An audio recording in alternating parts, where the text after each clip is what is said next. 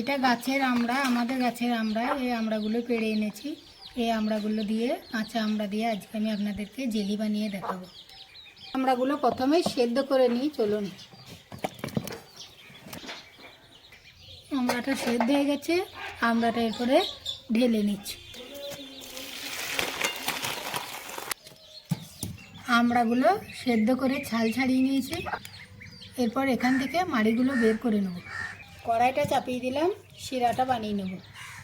এই বাটির মাপ করে 1 বাটি চিনি, এই বাটির মাপ করে 1 বাটি পানি।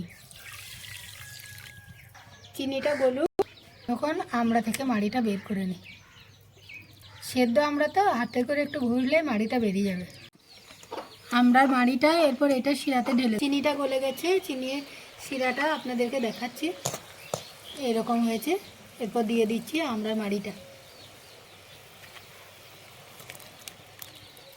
দিয়ে দিচ্ছি একটা তেজপাতা আর বিট নুন।